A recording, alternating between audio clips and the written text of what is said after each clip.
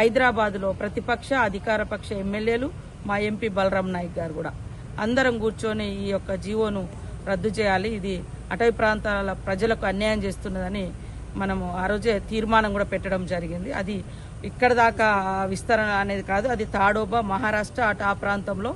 అప్పటికి మేము PCCF సువర్ణ గారితో కూడా మాట్లాడితే అక్కడ ప్రజలకు ఎలాంటి ఇబ్బంది లేదని చెప్పారు. అయినా కూడా నేను ఒకటే మొదటి నుంచి నా పోరాటము ప్రతిపక్షంలో ఉన్నప్పుడు పోరాటం చేసినాము, అధికారంలో ఉన్నప్పుడు అధికారులను ఎక్కడైనా మిస్టేకులు జరిగినప్పుడు వాటిని రిపోర్ట్ తెప్పిస్తున్నాం, చర్యలు తీసుకుంటున్నాం, చేస్తున్నాం. అయితే అక్కడ అట్లాంటి ఇబ్బందులు జరగనివ్వము అని ఆమె మాట ఇచ్చింది కాబట్టి ఫర్దర్గా మేము మళ్ళా దాన్ని ఫాలో అప్ చేయలేదు. 48 జీవో మీద ఆల్ ఎమ్మెల్యేస్, ట్రైబల్ ఎమ్మెల్యేస్ ముఖ్యంగా మన గిరిజన సంక్షేమ భవనంలోనే కూర్చొని తీర్మానం చేసి ఇది మా జీవితాలను గొడ్డలు పెట్టి లాంటిది తీసేయాలని కూడా చెప్పడం జరిగింది. దాని ప్రమాదం పెరిగితే ఖచ్చితంగా మేము ఎవరం కూడా ఊరుకునేది లేదు. సేమ్ టైంలో నేను ప్రతిపక్షంలో ఉన్నప్పుడు కానీ ఇప్పుడు కానీ కొత్త అడవి కొట్టద్దు, పాతది వదిలిపెట్టద్దు, ఇదే అప్పుడైనా ఇప్పుడైనా అదే నినాదం, అదే పోరాటం. ఇక్కడ మొన్న మన దగ్గర మాకు తెలియకుండా అధికారులు శంకరాజపల్లెలో పోయి ఆ గుడిసెల మీద ఒకటో రెండో చేశారు. నాకు తెలియంగానే వెంటనే ఫోన్ చేసి ఆపించడం జరిగింది. మొన్న భద్రాద్రి కొత్తగూడెంలో కూడా ఒక సంఘటన జరిగిన వెంటనే మంత్రి కొండ సురేఖ గారితో మాట్లాడి, అక్కడ PO భద్రాచలంతో మాట్లాడి, అక్కడ మన DFO తోటి కూడా మాట్లాడినాం. ఇవి మేము ఇంటర్నల్గా, ఎందుకంటే అధికారంలో ఉన్నప్పుడు మేము అధికారులను హెచ్చరిక చేయడము, లేదా వాళ్ళ తప్పులను ఏమైనా తప్పులుంటే పనిష్మెంట్ చేయడము, లేదా ప్రజలకు అన్యాయం జరగకుండా కాపాడడం. కాబట్టి ఇది చేస్తున్న పని నేను ఎక్కడ కూడా విస్మరించలేదు. మా నియోజకవర్గంలో కూడా ప్రజలకు ఒకటే చెప్తున్నాం, ఈ దేశంలో ఈ రాష్ట్రంలో మొదటి నుంచి కూడా ఆదివాసీల పక్షాన, బడుగు బలహీన వర్గాల పక్షాన, దళితుల పక్షాన ఎప్పుడూ కూడా కాంగ్రెస్ పార్టీ ముందంజలో ఉంటుంది. ఈ దేశ రాజ్యాంగంలో కూడా అనేక హక్కులు అధికారాలు పొందుపరచడంలో ఆనాడు నెహ్రూ గారు, అంబేద్కర్ గారు చేసినటువంటి కృషి ఈరోజు మా అందరికీ కూడా ఎన్నో హక్కులు ఇవ్వడం జరిగింది. నిన్న వచ్చినటువంటి వారిచ్చి మావోయిస్ట్ పార్టీ నుంచి వచ్చిందా లేదా నాకైతే స్పష్టత లేదు.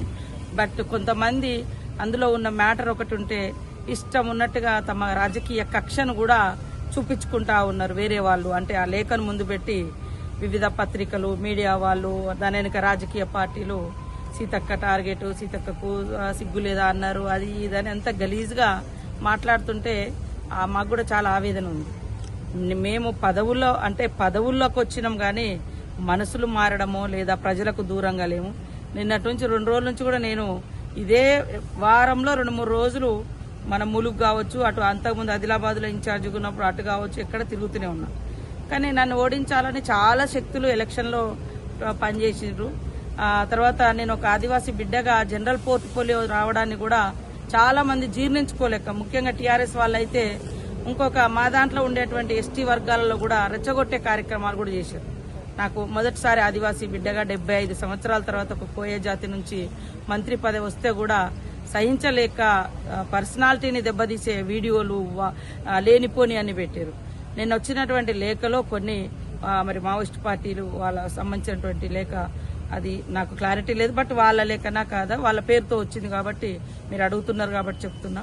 48 జీవో తెలిసిన వెంటనే నేను ఆ శాఖకు మంత్రిగా లేకున్నా, ట్రైబల్ శాఖకు ఆదివాసీ బిడ్డగా మేమందరం ట్రైబల్ ఎమ్మెల్యేలు అందరం మీటింగ్ పెట్టుకుని, అప్పటికి నేను ఆదిలాబాద్కి ఇన్ఛార్జిగా కూడా ఉన్నా.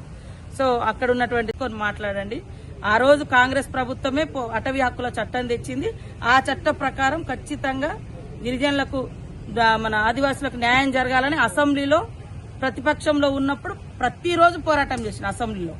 ఈ రోజు కూడా ముఖ్యమంత్రి గారి దృష్టిలో ఉంది. ముఖ్యమంత్రి గారు స్పెషల్ గా ఈరోజు ట్రైబల్ ITDAలకు అదనంగా ఇల్లులు ఇచ్చారు, సోలార్ విద్యుత్తులు పెడుతున్నారు. డెవలప్మెంట్ కోసం కూడా ప్రతి ఊరుకు రోడ్లు కావాలని, ఆ భూములను కూడా ఎవరైతే సాగులో ఉన్నారో, నేను కూడా మళ్లీ చెప్తున్నా, దయచేసి అడవులు కొత్తది కొట్టడం మూలంగా అక్కడ ఇప్పుడు మేము వస్తుంటే దారి మీద ఎన్నో రకాల పండ్లు, ఫలాలు, కాయలు, ఇవాళ అలాంటి సహజ సంపదను కూడా మనం కాపాడుకుందాం, ఉన్న భూములను దున్నుకుందాం, ఉన్న భూములకు 2 పంటలకు నీళ్లు కావాలని కూడా మేము ఆ దిశగా అడుగులేస్తున్నాం. కాబట్టి ఈ లేఖను అడ్డం పెట్టుకుని ఇష్టానుసారంగా మాలాంటి వాళ్ళను కించపరచాలని, అవమానించాలని నాకు ఆ పదవి వచ్చిన కాడ నుంచి పాపం కొన్ని పార్టీల వాళ్ళు అయితే ఎప్పుడు దించాలా అని కుతూహలంతో ఉన్నారు. 100 కోట్ల దాకా పెట్టిరు అప్పుడు ఓడించాలని. 30 నేను 2 సార్లు గెలిచిన దానికంటే ఎక్కువ మెజార్టీ ఇచ్చారు. అయినా కూడా మంత్రి ఎక్కడో కూర్చోలే, ఇదే అడవిలో ఇదే ఊర్లలో ఆదిలాబాద్ పోయినా అదే ప్రేమతోటి పోయినా, వరంగల్ ఉన్నా అదే ప్రేమతోటి పోయినా, భద్రాచలం పోయినా, ఎటు పోయినా అదే ప్రేమతోటి పోతాం, పని చేస్తాం, ప్రజల పక్షాన్నే ఉంటాం తప్ప ఇంకోటి కాదు. పదవులు వచ్చినాయి, ఈ పదవులు ప్రజలకు సేవ చేయడం కోసం, మరింత అభివృద్ధి కార్యక్రమాలు చేయడం కోసం ఉపయోగించుకుంటాం తప్ప ఇంకొకటి కాదు. అది కాపాడుకుందాం ఈరోజు. అందుకనే రొయ్యూరులో ఏదో ప్రయత్నం చేస్తే వాళ్ళ ఇళ్ల స్థలాల కోసం వాళ్ళు అక్కడికి వచ్చారు కాబట్టి ఇళ్ల స్థలాలది అది ఇస్తామని మేము చెప్పడం జరిగింది. దాన్ని కొంతమంది ఆ లేఖను ఇష్టానుసారంగా ఒక ఆడ మనిషిని కూడా చూడకుండా ఒక పేపర్ వాళ్ళు అయితే సిగ్గులేదా అది ఇది అని అన్నారని వార్నింగ్ ఇచ్చిరని. సరే, తప్పులు చేస్తే ఏదైనా ఉంటే సరి చేసుకోవడానికి సిద్ధంగా ఉన్నాం. ప్రజలు వార్నింగ్ ఇచ్చినా, ప్రజాప్రతినిధులు వార్నింగ్ ఇచ్చినా స్వీకరిస్తాం. ప్రజల కోసం మా పనితనాన్ని మెరుగుపరుచుకుంటాం. ఇంకా ప్రజల అభివృద్ధి కోసం, సంక్షేమం కోసం ముందుకు పోతాం తప్ప వెనుకడుగేసేది ఉండదు. ప్రజల కోసం ఎప్పుడూ కూడా నిలబడతాం. ఆదివాసుల కోసం నిలబడతాం, అట్టడుగు వర్గాల కోసం నిలబడతాం, కష్టాల్లో ఉన్నటువంటి వాళ్ళ కోసం సాధ్యమైనది. నేను మనిషినే. గతంలో నేను ఆదిలాబాద్ ఇన్ఛార్జిగా ఉన్నా కాబట్టి అక్కడ కూడా అనేక సార్లు ఫారెస్ట్ సమస్యలు వచ్చినప్పుడు చేసినాం. గతంలో బీఆర్ఎస్ గవర్నమెంట్ లో 3 నెలల పిల్లను బయట పెట్టి తల్లులను జైలేసినటువంటి సంఘటన. చెట్లకు కట్టేసి కొట్టిర్రు. ఒకటి మొన్న ఇక్కడ బూర్గంపాడులో జరగగానే అదేంటిది వాస్తవ రిపోర్ట్ తెమ్మని చెప్పినాం. సురేఖ గారితో మాట్లాడినాం. సురేఖ మేడం కూడా రిపోర్ట్ తెప్పిస్తుంది. దాని మీద ఖచ్చితంగా యాక్షన్ తీసుకోమని అంటాం. కాబట్టి ఎవరిని ఏ మూలాలలో మేము మా ప్రజలకు సంబంధించినటువంటి సేవ చేసే మూలాలను ఎప్పుడూ మర్చిపోం. బతుకున్నంత కాలం ప్రజల కోసం పనిచేస్తాం, ప్రజల హక్కుల కోసం పనిచేస్తాం, ప్రజల ఇప్పుడు అధికారంలో కాబట్టి అభివృద్ధి కోసం పనిచేస్తాం తప్పకుండా. కాబట్టి కొంతమంది చాలా సంతోషపడుతూ ఒక ఆదివాసీ బిడ్డను టార్గెట్ చేసిరని కొంతమంది రాజకీయ నాయకులు చాలా ఉత్సాహపడుతున్నారు. ఈడ లేనిది ఉన్నట్టుగా. అయ్యా నాయన, నిన్నటిదాకా మీరే అధికారంలో ఉన్నారు, మరి ఆడ ఎందుకు ఇయ్యలే? శంకరాజపల్లెలు ఎందుకు ఇయ్యలే? ఈడ కట్టెలతో చెట్లకు కట్టేసి ఎందుకు కొట్టిరు?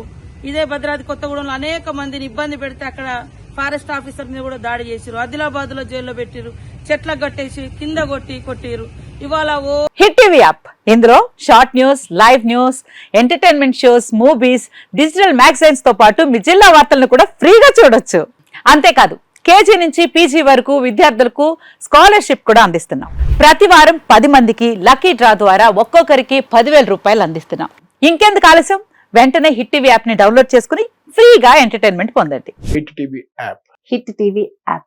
Please download hit TV app. Hit TV app ని ఫ్రీగా డౌన్లోడ్ చేసుకుని ఎంజాయ్ చేయండి. మీకు నచ్చిన ఎంటర్టైన్మెంట్ కోసం హిట్ టీవీ యాప్ ని ఫ్రీగా డౌన్లోడ్ చేసుకుని ఎంజాయ్ చేయండి. హిట్ టీవీ యాప్ ని డౌన్లోడ్ చేసుకుని ఆస్వాదించండి, ఆశీర్వదించండి. ఇంతమంది సెలబ్రిటీలు హిట్ టీవీ యాప్ ని డౌన్లోడ్ చేసుకోండి అని చెప్తున్నారంటే ఎంత మంచి యాప్ ఆలోచించండి. అమెరికా అమెరికా అమెరికా అమెరికాలో చదవాలనుకునే వాళ్ళకి విశ్వసనీయమైన పేరు మన శౌర్య కన్సల్టెన్సీ. UK లో 1 year masters. UK లో 1 year masters. 2 years work permit up to 5 years visa. Contact Saurya Consultancy. Contact 89851 89851.